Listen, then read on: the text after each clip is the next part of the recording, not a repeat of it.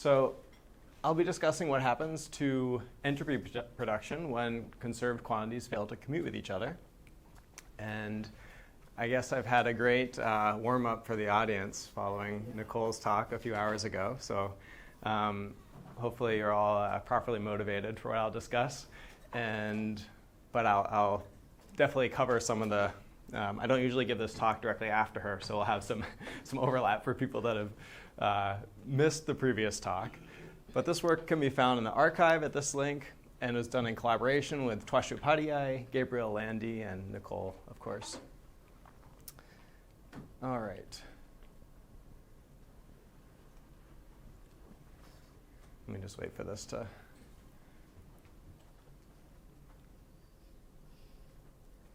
Okay. Yeah, click once more.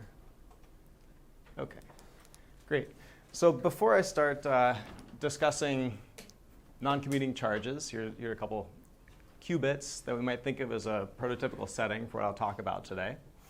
I first want to step back into a more familiar setup from an introductory statistical mechanics course. So let's consider two baths. We have bath A and bath B. Each bath has some particles in it. And let bath A have a higher temperature than bath B. I've indicated this with the arrows that are a bit longer. And these two baths are large systems that are initially found in thermal states. So canonical ensembles where we have inverse temperature, beta A, energy EA, a partition function ZA. So this gives the probability of finding bath A with some energy EA, this Boltzmann distribution. And we allow these baths to interact with each other and expect some energy to flow between them, given that their temperatures are different. And there will be some entropy production associated with this flow of energy. We could also let particles be exchanged between the two baths and consider initializing bath A in a grand canonical ensemble. Now we have chemical potentials, mu A and mu B, describing the two baths. Change in energy as we add particles to them. And again, we can write the probabilities of finding the baths with some initial energy and particle numbers. Okay, again, we let them interact, energy, and now particles will flow and entropy will be produced.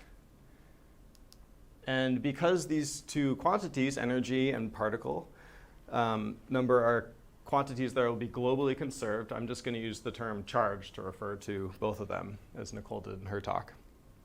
So these are our two charges that are being exchanged between these two baths.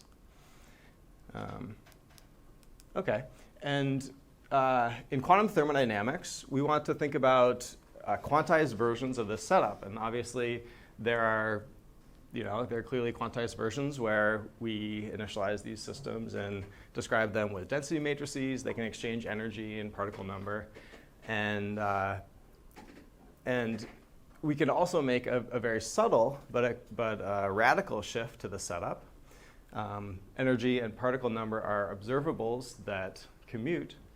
But in quantum mechanics, we can look at observables, or there are observables that we might care about that do not commute with one another. So an analog of that setup in the quantum setting might be two qubits that undergo some global unitary dynamics. And globally, angular momentum in the x, y, and z directions will be conserved. But it might shuttle these observables back and forth between the two qubits. So moving to this setting is going to introduce some subtleties, and that's basically what my talk is going to be about when you're trying to understand entropy production. And before I continue, let me just give an outline for the rest of my talk. I'll continue discussing the classical setup, and I'll show you how we'll be led to formulate three different notions of entropy production. In the classical setting, they're all equivalent. They come from different perspectives. And then I'll move on to the quantum setting, and we'll see how when we have non-commuting quantities, there become some difficulties in formulating entropy production in those same three ways. In order to address those difficulties, I'll move to, I'll employ a toolkit of quasi-probability to describe the charge flow and come up with 3 generalized formulae for the entropy production. And we'll see that there's a breakdown in the equality that we had before when charges fail to commute, but the equalities hold when they do commute. And then I'll show how each of the generalized formula has its own insights, and as one example, one becomes an indicator of non-classical behavior in a rigorous sense. And then I'll conclude. Okay, so this is a slide that I showed you before. And I said because the temperature and chemical potentials in bath A are larger than those in bath B, we expect energy and particles to flow from bath A to bath B. But of course, this is only the average behavior, especially in the macroscopic limit. But as we start considering smaller systems, then fluctuations are going to become more important. So in particular, we could consider performing many trials of the same experiment where we initialize our 2 baths in the same state and let them interact, let energy and particles flow between them.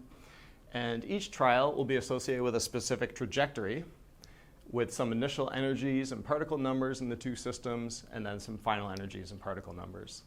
So the superscripts, of course, label the different baths, and then the subscripts are going to label initial and final values that we associate with those observables. So each trial has a trajectory associated with it, and we'd like to come up with a notion of entropy production associated with a specific trajectory. And I call that the stochastic entropy production, and I might refer to this as a SEP later in the talk for convenience. So one way that we can formulate it is via this equation. And so we have a difference between the inverse temperatures. This is the change in energy of bath A. And then similarly, we have a difference between the chemical potentials in the 2 baths and the particle numbers. So we can appeal to macroscopic thermodynamics to get a little intuition about this equation, where because the change in energy of bath A is just minus the change in energy in bath B, we can rewrite this term in this way, and then it looks very familiar.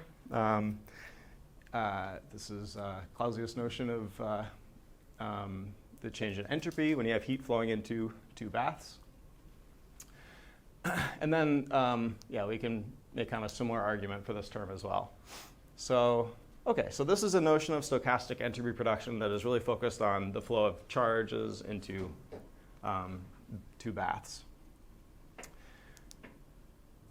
And I am going to denote this formula with sigma sub charge, and I call this the charge formula. It's the first of the 3 definitions I'm going to introduce, and this name is one that is our own, even though these equations I'm going to introduce are more general or commonly used in the field. So that's the first one. The next formula can be motivated by considering irreversibility. So, of course, irreversibility and entropy production are deeply intertwined. And processes such as an egg cracking are common to our everyday experience. So we can play a little game. I can play you a movie, the first of egg cracking, and the second of a cracked egg reforming into a whole, and ask you to label these 2 movies forwards or backwards. Or if I give you one of them, can you label it properly? How confident are you going to be in your ability to label it? Of course, with this example, it's going to be very easy for you to do that. And this is a reflection of our understanding of probabilities with which certain processes will occur. We could formalize this by thinking about, again, our basic setup that we'll stick with for this talk, bath A and bath B. So the energy flowing from hot to cold is going to be analogous to the egg cracking. Flowing from cold to hot will be analogous to the egg reforming. And we can look at the probabilities with which specific trajectories are going to occur. So let me call a a forward trajectory, gamma sub f, this tuple where we have some initial energies and final energies, and for each forward trajectory there will be an associated reverse trajectory. And now the final energies of the initial trajectory are the initial ones for the reverse trajectory, and it proceeds to the initial values of the forward trajectory. Okay, so let me describe these two trajectories in phase space. The forward trajectory has some energies, and we go and measure it. There's going to be the system will have some specific point in phase space, and it's going to follow Hamiltonian dynamics that are deterministic, of course, leading to the final point in phase space. And the reverse trajectory will start at the point given by taking the negative of the momentum of this point, and then following the time-reversed Hamiltonian dynamics backwards. In order to reach a notion of entropy production, it's useful to look at a ratio of these two probabilities describing these processes. So the probability with which the forward process occurs divided by the probability with which the reverse process occurs actually just equals the probabilities of finding the system initially with energies indexed by IA and IB. And the dynamical component, the transition from those energies to the final ones associated with these points in phase space, occurs with probability 1, of course. So that dynamical component cancels from both the numerator and the denominator, leaving this equation. Now we know how to calculate those probabilities because our state is in a canonical state. So we can plug in those probabilities. There are some partition functions that will cancel. And we can rearrange things in this way. So now I have the change in energy in bath A, change in energy in bath B. And this is the same equation as we had for the charge definition before. So in order to reach our three equations for stochastic entropy production, we take these three expressions and take a logarithm. So the charge stochastic entropy production looks like this, and that comes from considering charge flow. The trajectory, what I call the trajectory SEP formula, is just the log of the ratio of those forward and reverse probabilities. And this is sometimes called the length of times arrow. This term is used in these two papers. And I mean, I can just briefly mention if these probabilities are equal to each other, if the forward process is just as likely as the reverse process, of course, the entropy production here will be 0. As the forward process becomes more and more likely relative to the reverse process, this equation for the entropy production becomes greater and greater. And finally, the surprisal stochastic entropy production formula has a more information-theoretic flavor.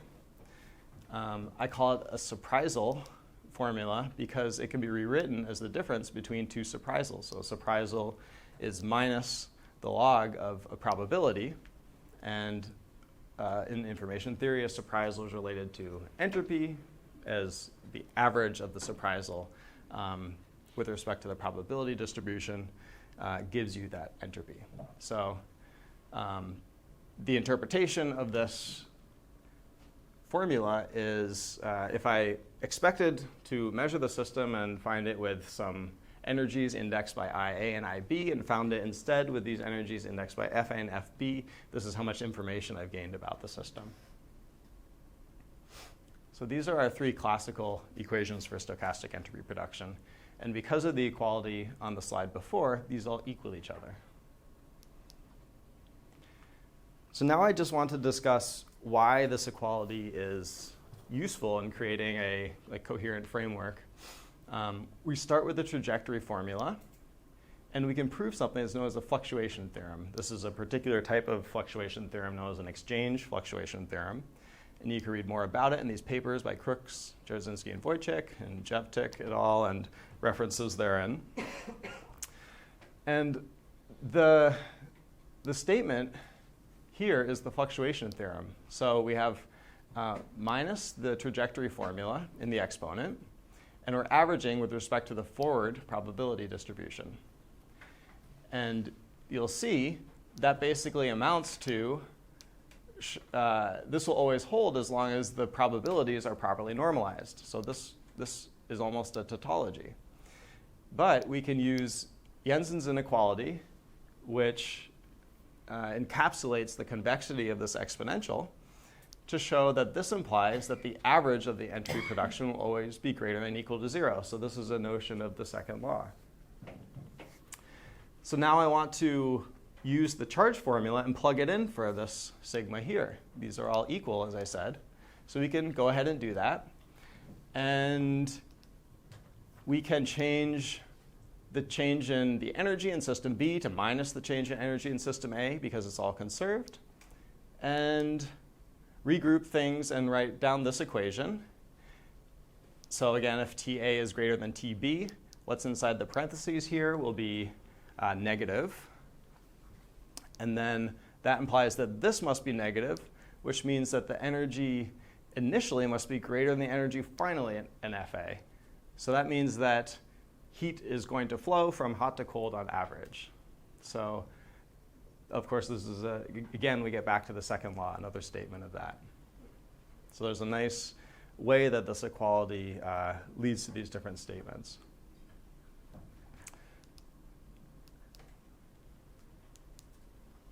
OK, so now I'd like to move on to the quantum version of this setup. And we'll see how this equality between the three formulae breaks apart. So again, we have our two baths with temperature A higher than temperature B. Now we describe them with density matrices. In particular, we have canonical states. And before, we assigned values to the energy before and after. And I could be kind of cavalier about that because, in principle, measurements in classical physics are not disturbing. But now that we're dealing with quantum mechanics, we should be more careful. And it's useful to think operationally about what we're doing. So we want to prepare the system in some state rho, a tensor product of these different thermal states, and implement this energy-conserving unitary. But in order to assign initial values to the energy and final values in the two subsystems, so some energy is going to flow between the two systems. And we should perform some measurements before and after the unitary. That leads to a joint probability distribution again.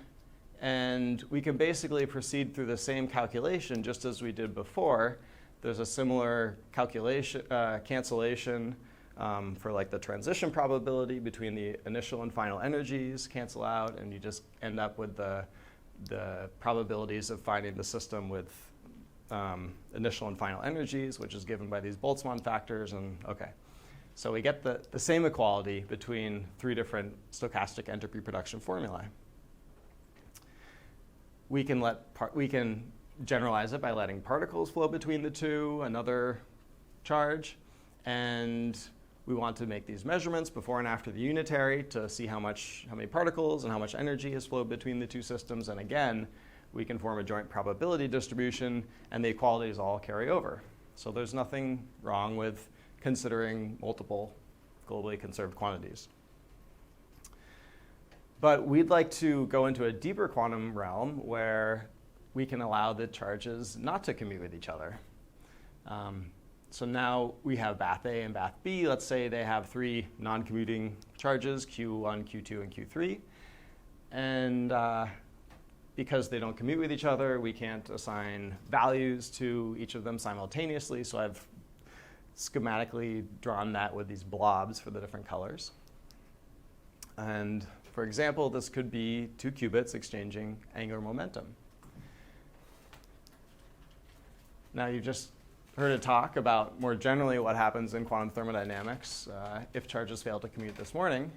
But just to reiterate some of those points for people who might not have been there, you can read about generally what has been found in the field.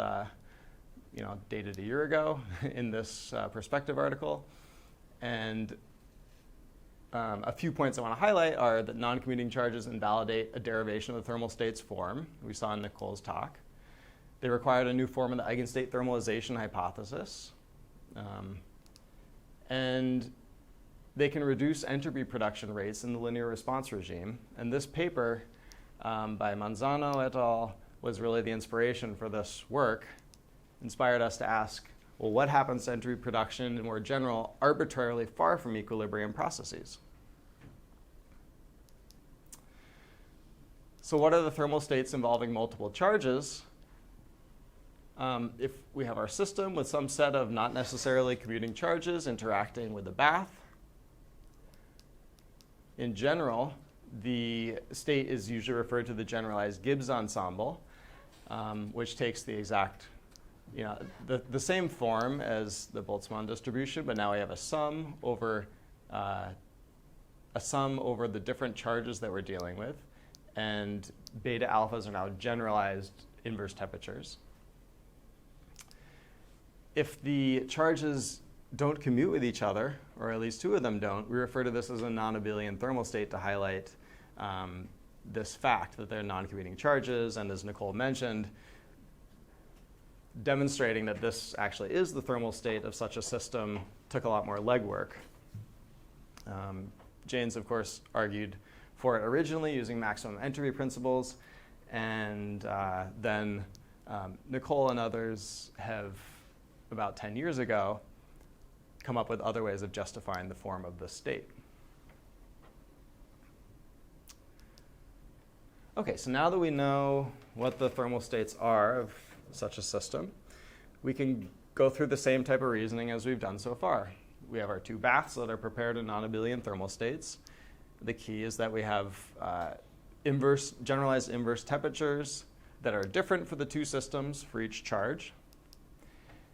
We prepare a system in a tensor product of these states, and we want to implement a charge-conserving unitary, allowing each charge to flow back and forth between the two systems. And we want to have a stochastic notion of how much entropy has been produced. So we can't measure all the charges simultaneously because they don't commute, so we might think we should sequentially measure them. So we measure charge Q1, and it has some well-defined value. And then we might want to measure charge Q2, but of course, then we're disturbing the system, and charge Q1 will now not have a well-defined value, and similarly for charge Q3. So what we don't get is a nice picture where each charge has some well-defined value before or after. The problem comes because measurements of some charge will dephase the state with respect to that charge's eigenbasis. And the initial state rho will have coherences with respect to every charge. And also outcomes of measurements that were made before will be disturbed by the future measurement. So there are two types of disturbances due to the measurement. So in order to get around, we want to have some way of thinking stochastically about the charge flow, but we can't make strong measurements. So our way of working around this is to consider getting a very small amount of information about the system, making a very weak measurement, and that pushes us towards introducing a mathematical toolkit of quasi-probabilities. So as I said, in order to avoid this measurement-induced disturbance, we'd like to weakly measure each of the charges sequentially. So let me explain what the difference between the joint probability distribution that one gets if you make strong measurements and what we get when we get weak measurements. First, I'll introduce some notation. Each charge indexed alpha A has an eigendecomposition with eigenvalues lambdas and eigenprojectors pi's indexed by k, and also the usual alpha and a indices. And I want to talk about measurements. So each of these projectors we're going to assume is rank 1. Since I want to talk about both systems, measurements of both systems, and the notation will get kind of ugly. I'd like to introduce a bipartite projector. So this J is going to be a compound index, JA, JB. So what happens when we make strong measurements of all the charges? Let's say there's 2, just for convenience. We get a joint probability distribution that's written as a trace, where we have the initial state surrounded by a projector on the first charge we're measuring, a projector, eigenprojector of the second charge we're measuring, then we clap the unitaries around it, and get the projectors in the final 2 charges. Okay, so that's the joint probability distribution. If we make many weak measurements of those charges, instead of this distribution, we're led to a Kirkwood-Dirac quasi-probability that I'll denote with a tilde over this P, but leads to formally the same notion of stochastic processes, but these are in a quasi-probability framework, but you can still index this distribution by the same indices that all the eigenprojectors of the charges had. And this takes a form somewhat similar to what we have up here, but we've deleted the eigenprojectors on this right side, and U dagger carries around to the other side. So why do I call this a quasi-probability? So more familiar quasi-probability is the Wigner function. And what's common to all quasi-probabilities is if you sum over all their indices, they're normalized to 1. And if you sum over, say, all of them but 1, let's say just leaving this first projector, you get a probability distribution. Quasi-probabilities marginals give you a reproduce what the Born rule would be telling you. So this is the way I want to think about charge flow in these types of settings using this quasi-probability. Oh yeah, I should mention that the Wigner function can be negative. This can not only be negative, it can also be non-real.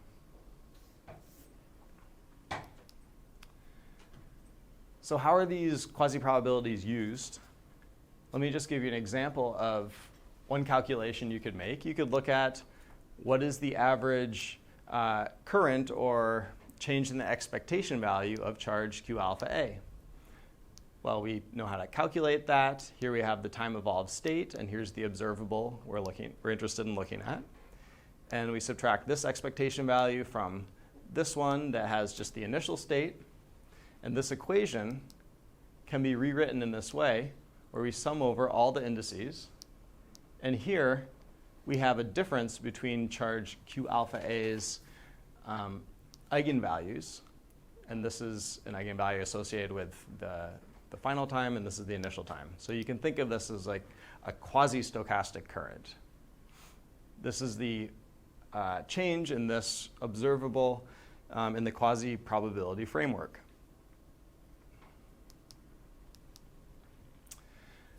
So Kirkwood-Dirac quasi-probabilities are starting to be used more broadly in quantum thermodynamics.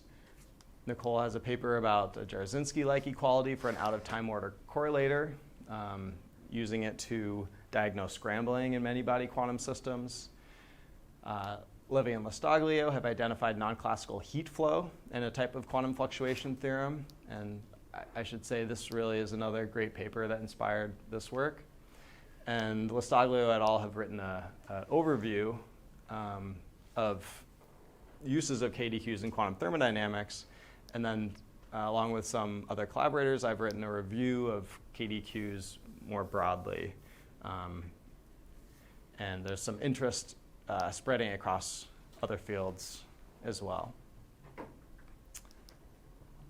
Okay, so now that I've introduced the quasi-probability framework, I can now write down the 3 generalized notions of stochastic entropy production. So the charge formula looks similar to the original one we had, but of course, instead of change in energy, we have change in eigenvalues associated with charge alpha, multiplied by the generalized inverse temperature associated with charge alpha. Similar for subsystem B. the trajectory formula, we replace the joint probability distribution in the numerator with the quasi-probability, and same in the denominator. In the surprisal formula, we do a similar thing. Before we had probabilities of finding the system with initial and final energies in the numerator and the denominator. But here we just pick one charge, the one we measure first, and look at the probability of finding that charge with specific values. And even though we're picking one charge here out of all of them, the general result that we get by studying this formula doesn't depend on this choice. So our first insight is that if all the charges commute with each other, these three formula all equal each other and actually reduce to the original formula we had. If they do not equal, then there's a splitting between. If the charges do not commute, there's a splitting between these formulae. There are also individual insights by studying each of these definitions individually that I will go into now. So let me just actually stop and see if anyone has any questions about the setup at this point. Okay. So the first insight I've labeled questioning microscopic charge conservation. This comes from the charge SCP formula. So let me introduce a notion of conserving trajectories. So these are specific trajectories, some tuples where you have C charges, where for each one of the charges, the sum of the eigenvalues associated with the initial times in the two subsystems, the sum of those equals the sum at the final time. So it's like in each trajectory, there is conservation of that charge. Now, if we take,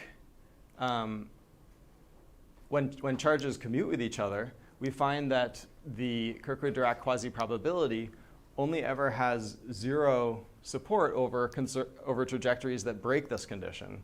It only associates non-zero probabilities with conserving trajectories. But when charges don't commute, in this quasi-probabilistic framework, there can be trajectories that don't conserve the charges that in the individual trajectory, the charges are not conserved. This is despite the fact that if you sum over, if you look at the average of if you look at the expectation value of the charge in the global system, it will still be conserved. So it's really only seen at the quasi-probabilistic level. It's not that there is actually a physical violation. So it's something to do with the formalism that I've introduced here. And so since this talk is geared more of a physics talk, but I'd like to not talk past the philosophers, as Wayne has asked us to do. One of the questions I have is, what is the conceptual status of quasi-probabilities within quantum mechanics? They're obviously used a lot by physicists, and so this isn't a question I've thought about a lot, but I'd be interested if someone else has thought about that, or open that up for discussion at some point. Okay. The next insight comes from the surprisal definition.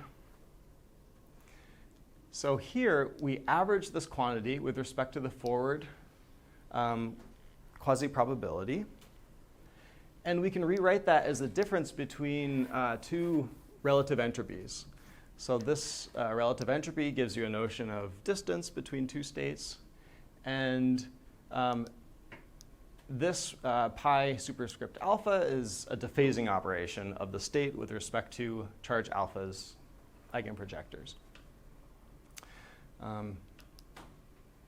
So recall that our initial state is a tensor product of these non-abelian thermal states.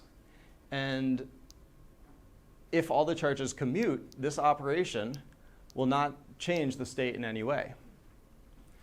So this term will always be 0. And since the KL divergence is always greater than or equal to 0, we find that this average is always greater than or equal to 0. But if we have non-commuting charges, then this will change the state, or it may change the state, and this average entropy production can become negative. And that's maybe kind of problematic, you might think. This is like our egg reforming, or it's negative entropy production in local regions can be thought of as reversing the area of time. But actually, this isn't so weird if we think about the fact that noncommutation has provided us with a resource. We have coherences in this state with respect to all of the different charges eigenbases. So this is really just like, could be analogous to heat flowing from cold to hot, or when we have a heat pump or something like this. So this is analogous to using work as a resource. The third insight comes from the trajectory definition. And here we see that the value of this stochastic entropy production can become a witness of non-classicality. It turns out that not only in the last definition we saw that the average could become negative, and this one is not necessarily even real. The insight is that the average of this formula is now a non-classicality witness. And let me show you how that works. So here's the formula. And we can rewrite this by writing out all these projectors. Here I have C charges for some reason instead of 3. And there's a large cancellation that occurs between all these eigenprojectors, resulting in this formula here. Okay, so the main point is that this can be rewritten as the ratio of weak values, something that already has been connected to a rigorous notion of non-classicality. So what is a weak value? A weak value was introduced in this paper by Aharonoff, Albert, and Weidman, and discussed more in this RevMod Phys paper.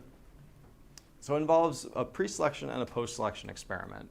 So you prepare your quantum system in some state I, and at some later time, you're going to do a measurement and post-select on some outcome, state F.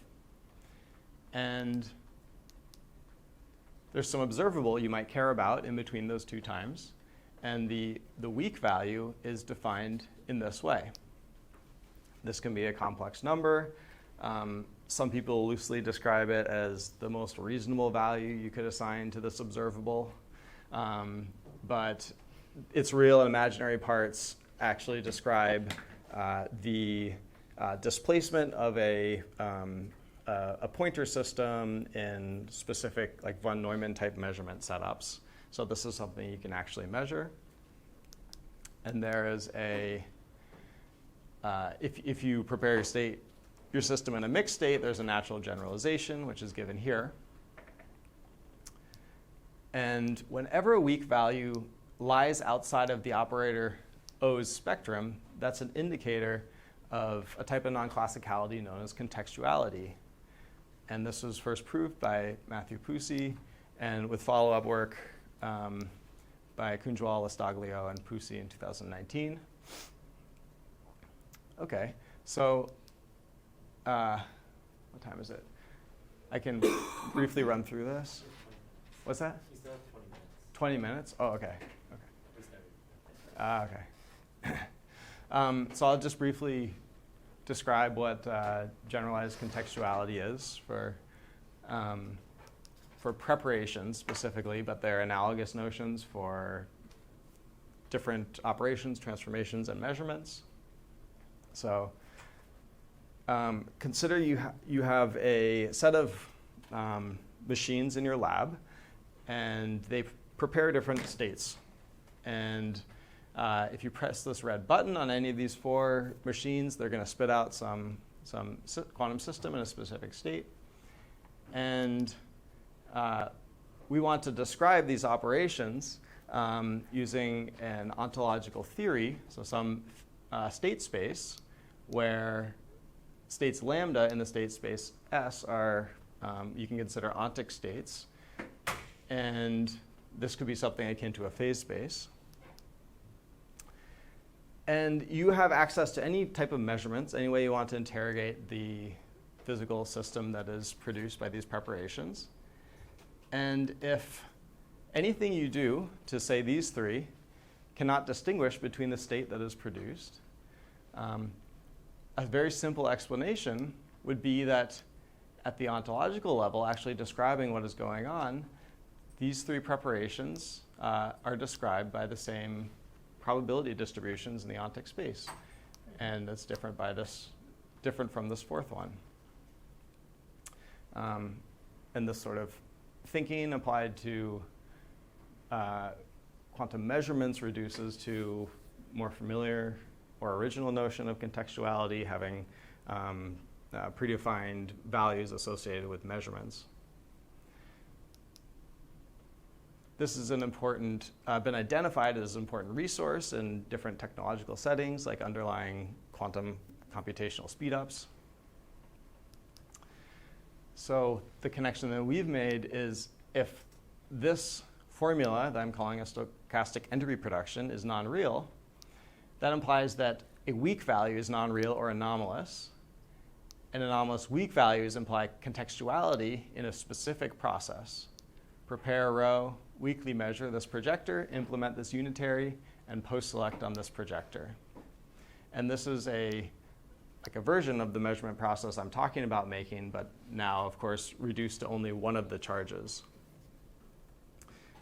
So this is only one of a few thermodynamic quantities that signal this type of non-classicality. The others being found in these papers. I already referenced this one by Levy and Lastaglio that was inspirational for my work, and another nice paper by Matteo Lastaglio, and he actually collaborated on this paper as well. So in summary, I've reviewed three formulae that people use to describe stochastic entropy production and generalized them using Kirkwood-Dirac quasi-probabilities. And we saw that when charges fail to commute with each other, these different formulae don't equal. But if the charges do, they still have this nice equality. And then I pointed out three insights from each of the different definitions. The first being that we have non-conserving trajectories in the quasi-probabilistic framework, using the Kirkwood-Dirac quasi-probability. The second being that non-commuting charges give us access to a resource, coherences. And the third being that this stochastic entropy production, the third definition is now elevated to being a signal of non-classicality. There's some opportunities for future work. So this is rooted within this subfield of quantum thermodynamics known as stochastic thermodynamics, where we're thinking about processes stochastically. So I'd like to go look at all sorts of other aspects that people are interested in this subfield and ask what happens to the dynamics if non-commuting charges are present. Thermodynamic uncertainty relations are another interesting topic where the precision of a current J, the variance divided by its average squared, is lower bounded by 1 over the average entropy production. And these sorts of equations are derived in a very similar setup to the one I've been discussing today. So this could be another fruitful area to explore. And finally, engines, of course, would benefit from lowering entropy production. Perhaps we can extract more work. And there have been some investigations into this topic before, but I think this is another interesting place to look to grow this work. So with that, I'll thank you for your attention and thank my collaborators again, and I'm happy to take some questions.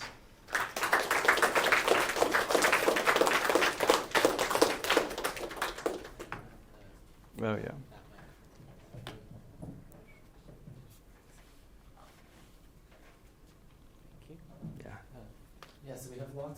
questions. So, anyone has?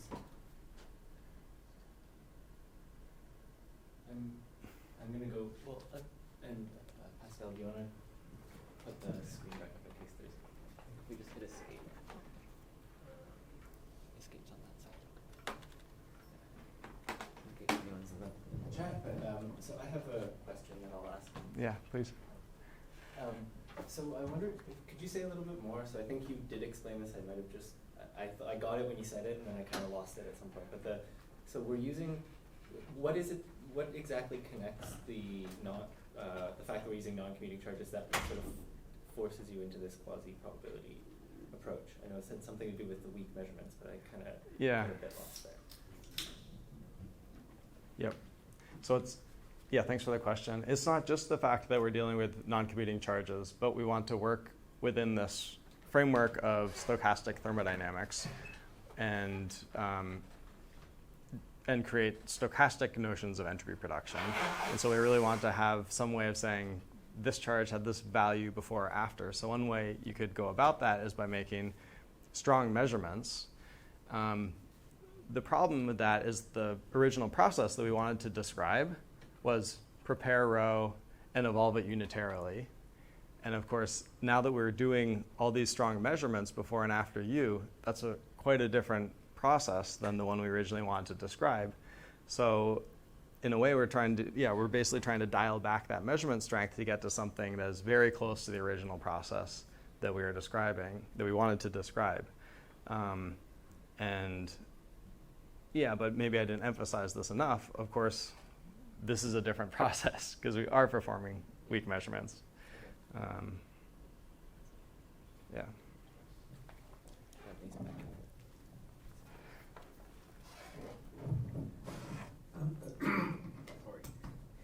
So the remark made at the end about possible implications for efficiency of engines was intriguing to me. Can you say a little bit more about, well, basically the framework in which one asks that sort of question? Because when I think of an engine, typically you're just talking about transferring heat from one place to another, and it sounds like what you're thinking about is constructing some kind of an engine where you're transferring some other kinds of charge and perhaps distinct non-commuting charges at the same time. So, yeah.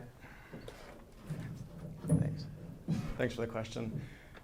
So, I think that's one good way to think about an engine. But of course, heat and work are these dual quantities in thermodynamics, and you might start by thinking about an engine as something that produces work, and then the heat transfer is the byproduct of that, the waste.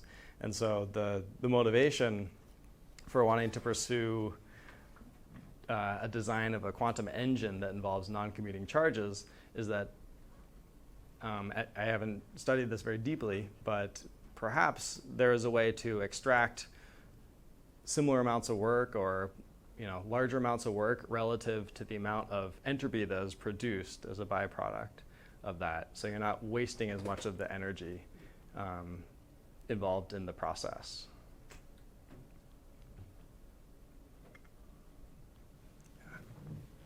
Let's walk up. I just wanted to take you up on the discussion of quasi-probability distributions when they're negative or complex. So I don't have a line on this, and maybe some of the other philosophers do, but I was wondering more about your own position. Is it just that this? So in the talk, you're using them to illustrate some of the unusual features of the quantum case, right? Mm-hmm. So, but is it the case that when you're trying to calculate certain sort of quantities that you expect to be well-behaved, you always get well-behaved probabilities? And so you're looking at it more instrumentally, is that right? Yeah. I want to say that I'm looking at them more instrumentally, but as a physicist, I'm worried I'm using that word incorrectly. But what I can say is this is a complete, true representation of quantum mechanics. You can map back and forth between a quasi-probability representation into a more familiar Hilbert space representation. So, there's not any information we're losing, and So I think it's a useful tool. You know, it pops up if you're performing quantum state tomography. Reconstructing a Wigner function is like a very intuitive thing to do. And so my perspective on how they're useful is really in, okay, I just gave that tomography example, but also in trying to understand the line between what kind of phenomena in quantum mechanics could have classical hidden variable models versus something that has more quantum mechanical. So it's like, I think of it as more of a an indicator in that way. What's like distinctively quantum? Yeah, distinctive quantum mechanical. And oh, sorry. yeah, I actually meant to highlight this in the talk, but EULA also has used Kirkwood-Dirac quasi-probabilities and has some results along these lines. So yeah. Wayne. Yeah, so you invited a discussion about quasi-probabilities. So I guess the mainstream view about quasi-probabilities is what they're used for is as an indicator of non-classicality, right? And I think that that's right. I spent some time looking a number of years ago. There is some literature on specifically negative probabilities where people are arguing that we should free ourselves of this prejudice that probabilities have to be positive, non-negative numbers, and accept these as actual probabilities. And I looked at that literature a bit, and I never did find anyone say, tell me what it was supposed to mean to say the probability of an event is, say, -1/2 or something like that. So, this philosopher at least takes the use of probability, of quasi-probabilities to be more or less the mainstream one is when they're not real and positive and less than 1, then you've got an indication of non-classicality. Yeah. Okay.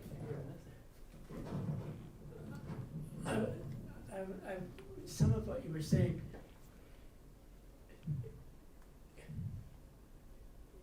the important thing is is how you can utilize when this happens as something that carries information, and presumably in a very different way than what would happen if you just had really small or 0 or whatever. And maybe... Are you talking about the size, the magnitude of the quasi-probability? I'm just talking about whatever, you were talking about various ways of using this. In fact, you even were talking about ways to utilize some of this stuff. I don't know if in the quantum computing. And so it might be that the thing that you're representing formally as negative probabilities, maybe you don't want to think about it as probability at all, but it's like this extra structure that's represented that way, that then you can find ways to do useful things with it. And if you can find useful ways to do things with it, presumably there's ways it's carrying information. And so maybe it's just a way of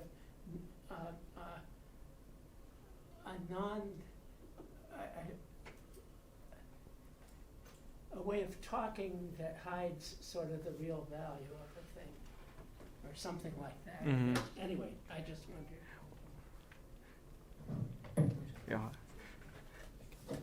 Yeah, I think I wouldn't say it's hiding the real value of the thing, but it's opening our eyes up to something we might not have seen otherwise. But I totally agree with the comments about, like, I don't want to assign ontological significance to events that have associated with quasi-probabilities.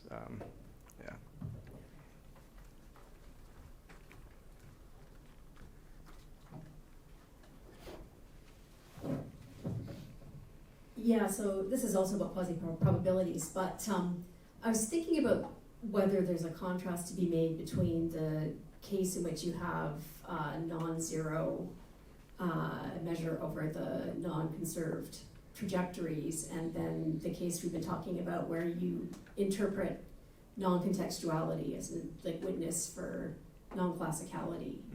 And so the way Nicole set up the methodology, and you seem to follow this, is you start with the classical case where we're sure how to define in a useful way the thermodynamic quantities, then there's the extension to the quantum case where you have the commuting charges.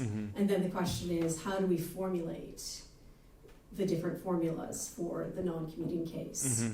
So it seems like part of the question is, have we got the right formulas? And then after you've satisfied yourself, you have the right formulas, then the question is, okay, so then what physically are we learning from the formulas? So you didn't want to talk about the case where you have the non-conserved trajectories very much. But that seemed like an interesting case where it's not entirely clear you got the right formula, right? As opposed to the third case where it seems clearer that if you can tie it in a convincing way to non-contextuality, then that is recognized as a witness of non-classicality. So I'm wondering if you see like a contrast between those two cases, or if you're satisfied with the first kind of definition as a formula.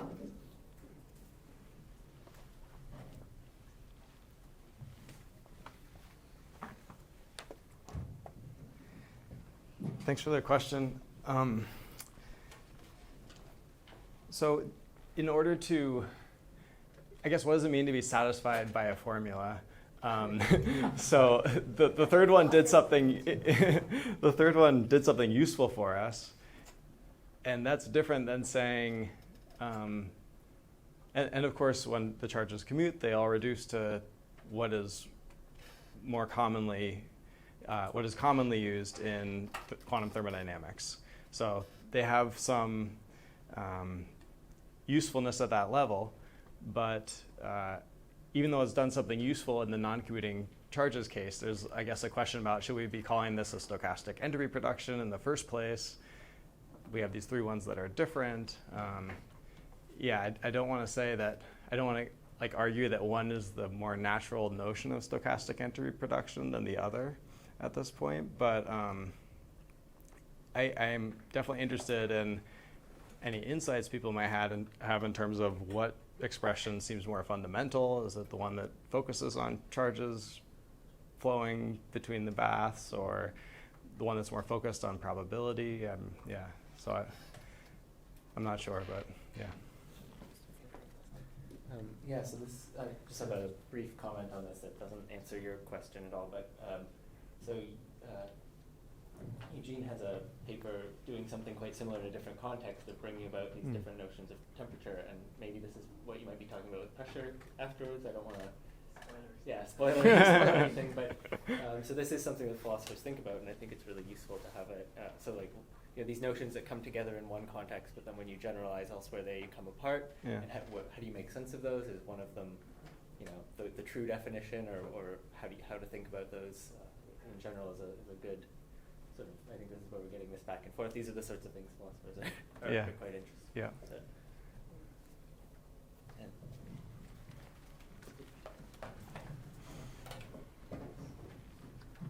This is a totally random thought. Do we know what this looks like in a path integral formalism? I do not know off the top of my head, but it definitely has.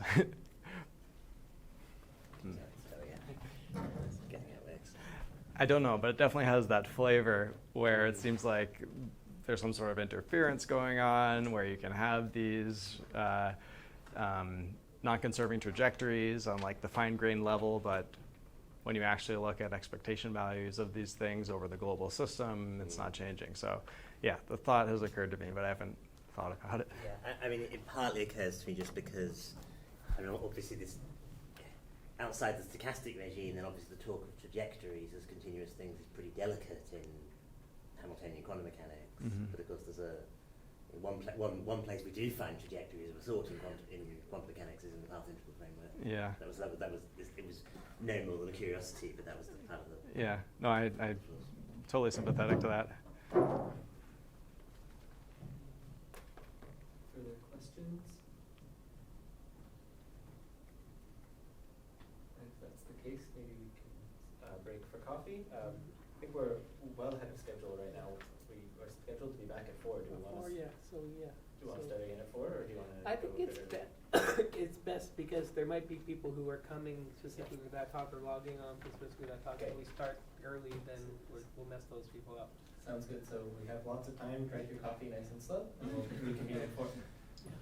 And let's thank you.